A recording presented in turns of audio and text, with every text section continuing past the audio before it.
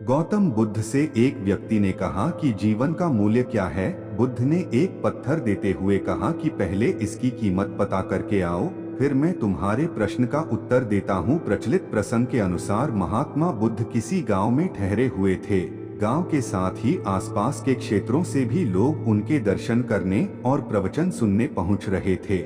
एक दिन उनसे मिलने एक व्यक्ति आया और बोला कि तथागत कृपया बताएं कि इस जीवन का मूल्य क्या है। बुद्ध ने उस आदमी को एक पत्थर दिया और कहा कि पहले इस पत्थर की कीमत मालूम करके आओ, फिर मैं तुम्हारे प्रश्न का उत्तर देता हूँ। ध्यान रहे, इस पत्थर को बेचना नहीं है। वह व्यक्ति पत्थर लेकर बाजार में गया। वहाँ एक संतरे वाले के पास गया और बोला कि इस पत्थर को देखो और बताओ इसकी कीमत क्या है। संतरे वाले ने उस पत्थर को देखा, वह चमक रहा था।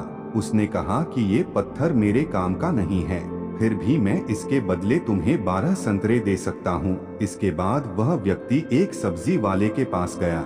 पत्थर देखकर सब्जी वाले कहा कि एक बोरी आलू ले लो और ये पत्थर मुझे दे दो। इसके बाद वह व्यक्ति पत्थर लेकर एक सुनार के पास गया और उसे पत्थर दिखाया।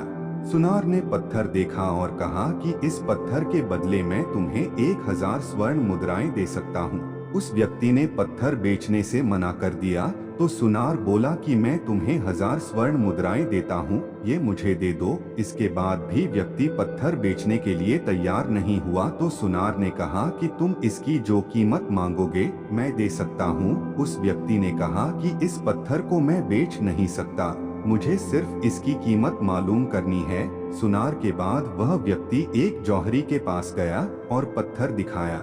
जौहरी ने जब उस पत्थर को देखा तो वह बोला कि ये तो अनमोल रत्न है।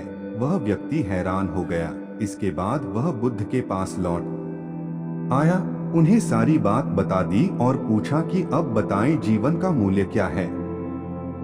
बुद्ध ने कहा कि संतरे वाले ने इस पत्थर की कीमत 12 संतरे लगाई, सब्जी वाले ने एक बोरी आलू, सुनार ने 4000 स्वर्ण मुद्राएं और जौहरी ने इसे अनमोल बताया। यही बात हमारे जीवन पर भी लागू होती है। हर व्यक्ति एक हीरा है, लेकिन दूसरे लोग हमारी कीमत उनके सामर्थ्य और उनकी जानकारी के अनुसार लगाते हैं। हमें हमारी योग्यता की तुलना किसी से नहीं करनी चाहिए।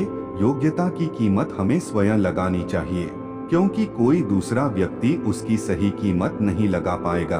अगर कोई हमारी योग्यता की कीमत लगाएगा तो उसके सामर्थ्य के अनुसार लगाएगा।